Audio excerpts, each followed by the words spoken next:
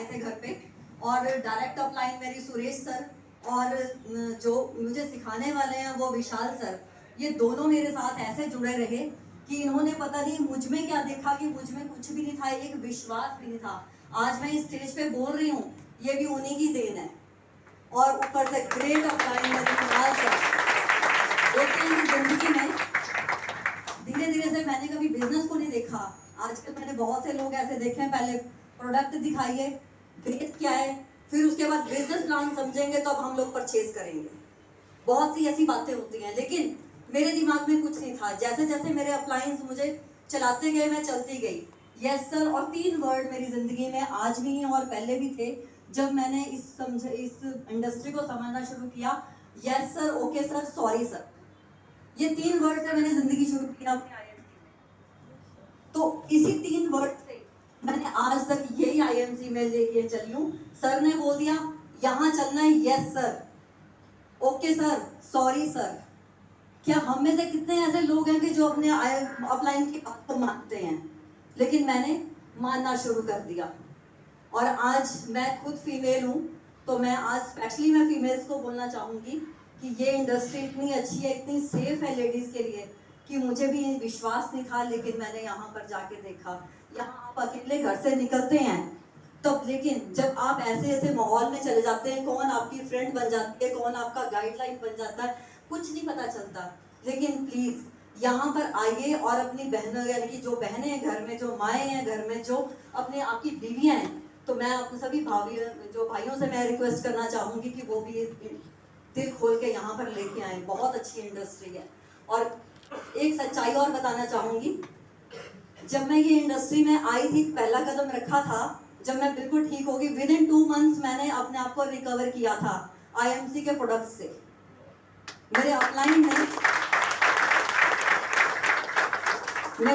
ने मुझे कहा था कि मैम विद इन 2 मंथ्स, मेरे एमआरआईज देख के, मेरी रिपोर्ट्स देख के बोला था विद इन 2 मंथ्स आप अपने पैरों पे चलोगे।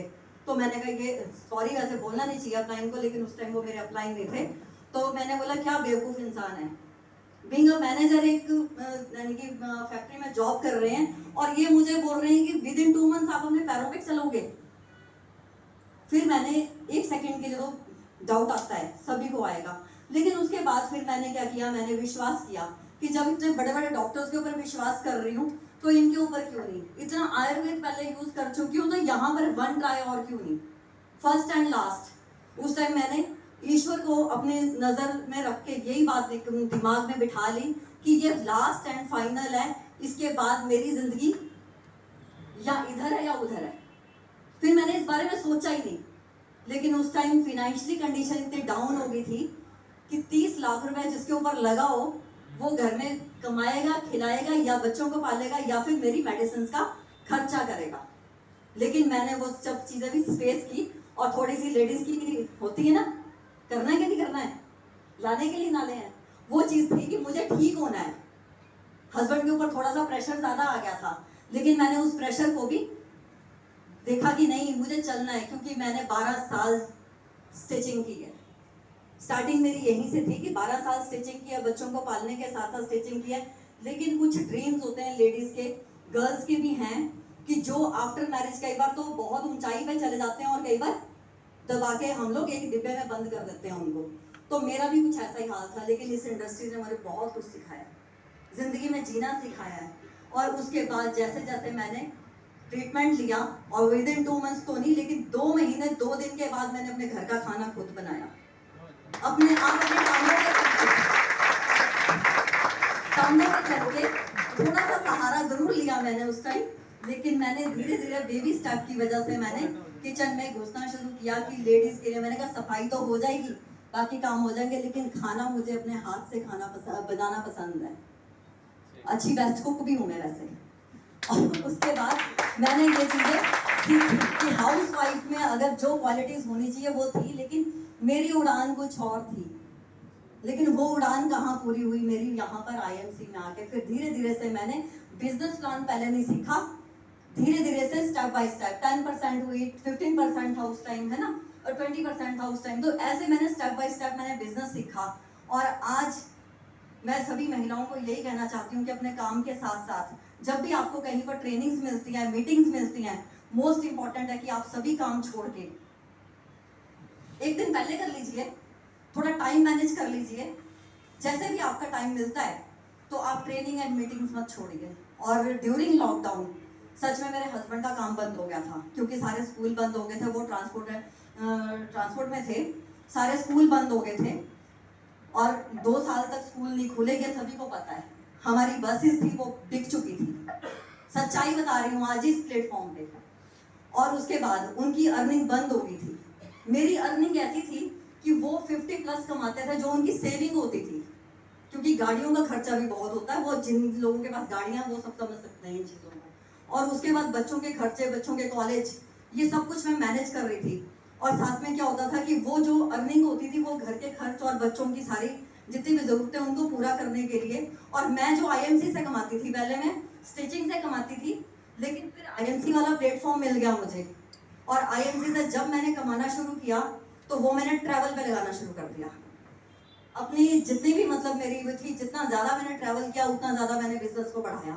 लेकिन एक जो दौर आ गया ये ड्यूरिंग लॉकडाउन, 80 दिन एक ही कमरे में बंद बैठ के, उस टाइम मैं गोल्ड लेवल पे थी और उस टाइम ये टेंशन थी कि वो अर्निंग बंद होगी, अब इसका क्या होगा।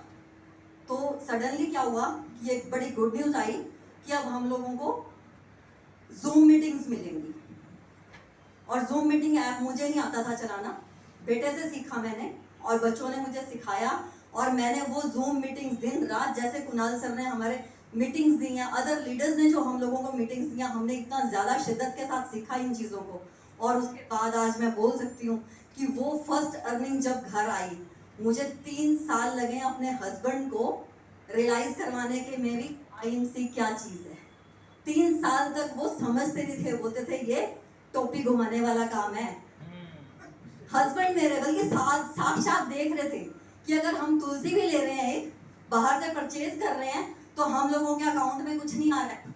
हल्दी मिर्च मसाले ले रहे हैं, हमारे अकाउंट में कुछ नहीं आ रहा। बस ये बात समझ आई थी मुझे फर्स्ट टाइम कि मैंने अपनी मेडिसिन ली और मेडिसिन का भी मुझे पे आउट आया। और फर्स्ट पे आउट मेरा 250 रुपये था और हाईएस्ट पे आउट मेरा 60,000। तो मतलब आज आईएमसी में हस्बैंड भी बोलते हैं यार सच में कुछ है, बच्चे भी बोलते हैं कि हाँ मम्मी आप कुछ कर सकते हो। और आज मेरे बच्चे खुद बोलते हैं, आज सुबह ही मेरे बेटे ने एक बात बोली कि मम्मा अब आप ना सूट में आ जाओ, साड़ी में तो आप 10 घंटे लगाते हो तैयार होने में, इतना लगता नहीं है टाइम वैसे, लेकिन बता रही हूँ कि टाइम वेस्ट मत करो, बस आप निकलने की बात किया करो। अब तो ये आज मेरे बच्चों की थॉट है। और इस थॉट को बनाने के लिए 3 साल का जो बहुत स्ट्रगल था।